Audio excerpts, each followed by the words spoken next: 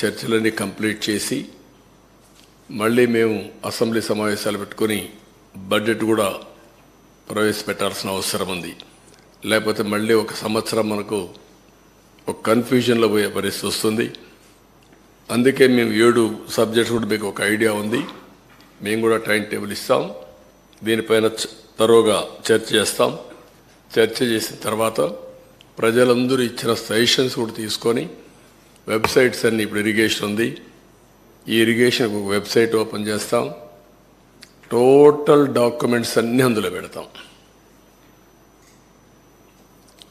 ఎందుకంటే ఒక అలవాటు అయిపోయింది. ఏది చేసినా ఎదురుదాడి చేయడం, ఒక మీడియాలో ఇదే పనిగా వాళ్లకు క్రెడిబిలిటీ లేకపోయినా విశ్వసనీయత లేకపోయినా చెప్పిన తప్పులే 100 సార్లు చెప్పి ప్రజలను నమ్మించే ప్రయత్నం చేయడం, దానికి చెక్ పెట్టాల్సిన అవసరం ఉంది. దానికోసమే ఈరోజు మా ప్రయత్నం.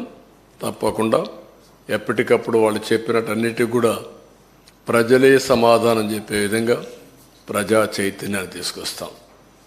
ఇప్పుడు ఫస్ట్ తీసుకున్న పేపర్ మేము చూస్తే 2 భాగాలు ఉన్నాయి. కానీ మొదటి భాగం పోలవరం, రెండవది ఇరిగేషన్ ప్రాజెక్ట్స్, సాగునీటి ప్రాజెక్టులు.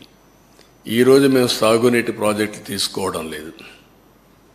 ఆంధ్రప్రదేశ్ రాష్ట్రానికి సాగునీటి ప్రాజెక్టుల అవసరం చాలా ఉంది. ఆ రోజు తెలుగుదేశం పార్టీ టైంలో 64,000 కోట్ల రూపాయలు, 67,000 కోట్ల రూపాయలు 5 సంవత్సరాల్లో ఇరిగేషన్ పైన ఖర్చు పెట్టాం. ఇప్పుడైతే మెయింటెనెన్స్ కూడా ఇవ్వలేని పరిస్థితి వచ్చింది. అవన్నీ నేను కూడా ఒక వారం తిరిగాను. రాష్ట్రంలో ప్రజా చైతన్యం తీసుకొచ్చాను. ఆ విషయాలు మళ్ళీ నేను మాట్లాడతాను. ఈరోజు ప్రధానంగా పోలవరం ప్రాజెక్టు గురించి మనం టేకప్ చేస్తున్నాం. ఇప్పుడు మీరు ఒకసారి చూస్తే